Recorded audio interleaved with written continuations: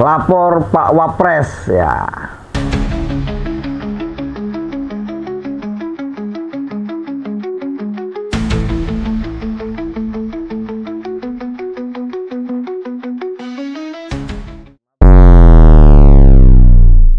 Kenapa lapor Pak Wapres? Karena memang Wapres kita masih muda dan energik, memiliki daya tampung, daya pikir, serta juga gue berharap memiliki akselerasi cepat untuk menyelesaikan kondisi keadaan di bawah. Nah, sedikit prolog adalah kemarin gue jogging di Stadion Mini Kalpataru, stadion yang menjadi kebanggaan masyarakat Kemiling, stadion yang dibangun di zaman Wali Kota Herman HN dan diresmikan di zaman Wali Kota Eva Duyana.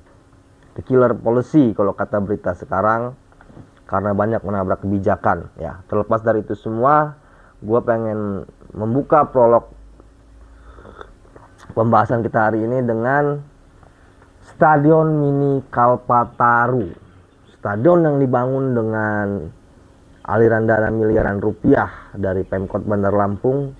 Namun sayang, stadion itu sekarang kondisinya tidak memprihatinkan, masih dapat dipakai. Namun stadion itu sekarang di pinggir-pinggirnya sudah banyak tumbuh ilalang, tumbuh rumput liar, rumput yang sudah tidak enak dipandang ketika rumput-rumput itu sudah menutupi bahkan paping blok untuk kita istirahat, untuk melakukan stretching ataupun olahraga lainnya itu sudah tingginya ada yang setinggi orang dewasa 160 dan 170. Nah, gue pernah baca berita bahwa Stadion Mini Kalpataru ini perawatannya atau pengelolaannya itu menjadi wilayah kerja kecamatan. Oke, sampai situ dulu. Karena dalam skema tata kelola pemerintahan yang baru belum gue baca bagaimana pengelolaan dari Stadion Mini Kalpataru. Yang jelas adalah mengapa nih aset negara, aset pemerintah kota Bandar Lampung justru terabaikan. Pemerintah kota Bandar Lampung justru memberikan dana hibah 60 miliar rupiah kepada Kejati Lampung. Kita tahu bersama bahwa Kejati tidak di bawah wewenang pemerintah kota Bandar Lampung. Ini kita lihat dari aset pemerintah kota Bandar Lampung yang memang sangat menjadi tempat primer bagi warga Bandar Lampung untuk menyehatkan tubuh. Namun kondisinya tidak ada pembaharuan, borok-borok pembaharuan kalau bahasa kasarnya. Justru tumbuh alang-alang yang udah memang harusnya dipotong. Rumput di lapangannya pun sudah tampak ada yang panjang dan sudah tidak enak dipandang dan dipakai untuk bermain bola.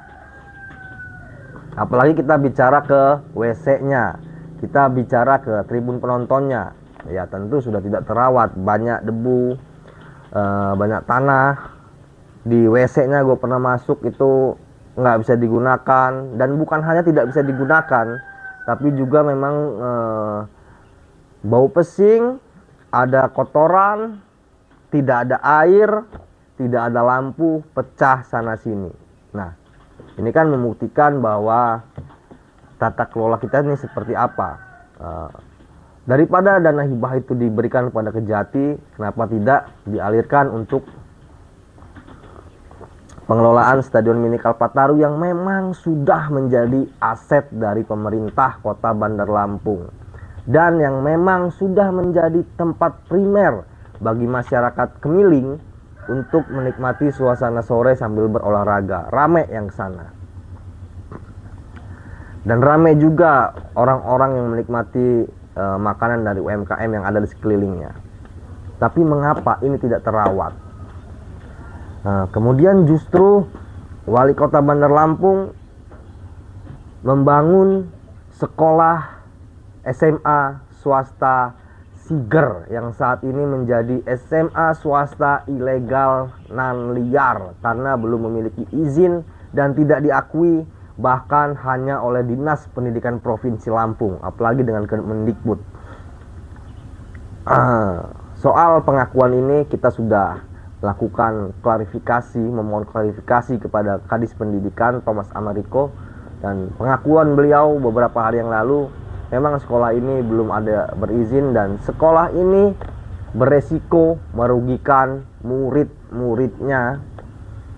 Ada suatu pengamat bilang bahwa sekolah ini bisa melakukan kolaborasi dengan PKBM. PKBM itu adalah lembaga yang mengeluarkan ijazah paket. Nah, gue tanya lagi ke praktisi pendidikan nih, emang benar bisa nih kolaborasi dengan PKBM bisa mengeluarkan ijazah? Ya, memang bisa, tapi ijazah paket bukan ijazah resmi. Nah, dari sekolah ilegal dan liar ini, Pemkot Wali Kota Bandar Lampung akan memerintahkan jajarannya di pemerintah Kota Bandar Lampung untuk juga mengalirkan dana operasional pendidikan dari APBD. Soal ini kita sudah melakukan banyak penelusuran, baik ke DPRD, ke BPKAD, yang katanya, kata praktisi hukum, terancam menggelapkan aset dan terancam untuk pihak sekolah atau pihak yayasan dari sekolah Siger terancam sebagai penadah barang penggelapan aset negara. Kenapa? Karena sekolah Siger masih meminjam gedung dan bangunan dari SMP Negeri Bandar Lampung. Waktu beberapa minggu lalu kita melakukan penelusuran ke BPKAD dan staf administrasi dari BPKAD mengatakan perizinan resmi kenegaraannya belum sampai ke BPKAD. Namun untuk melakukan konfirmasi ke bidang asetnya, kepala bidangnya saat itu tidak di tempat. Stuck sampai situ, kita kesulitan bahkan untuk bertemu dengan kepala BPKAD. Jadi kepala BPKAD ini ternyata setelah kita mencari tahu ke BPKAD, kita tanya dengan staf di sana, sudah berganti. Tapi di website resminya itu masih M. Ramdan yang memegang kuasa di BPKAD. Padahal katanya yang saat ini menjadi BPKAD yaitu adalah PLH atau PLT yang dari sekretarisnya Zaki yang naik menjadi PLT atau PLH BPKAD. Nah, kita sudah ke protokolnya tapi beliau tidak bisa ditemui dengan alasan tertentu. Kemudian protokolnya meminta kami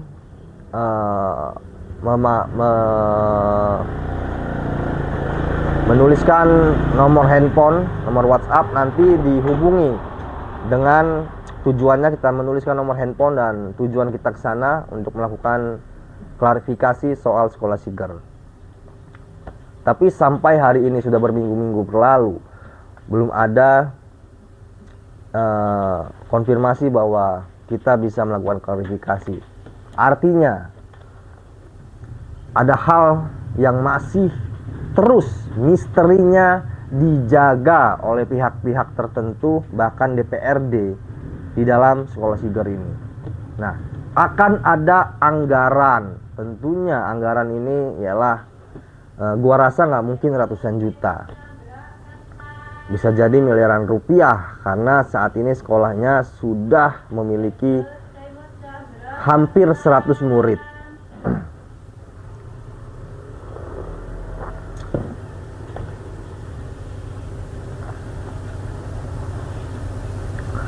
Hampir 100 murid dan akan terus bertambah meskipun perizinannya belum ada. Dan wewenang pendidikan atau jenjang pendidikan di tingkat menengah atas ini ada di wilayah Gubernur dan Dinas Pendidikan Provinsi Lampung, bukan Dinas Pendidikan dan Kebudayaan Kota Bandar Lampung.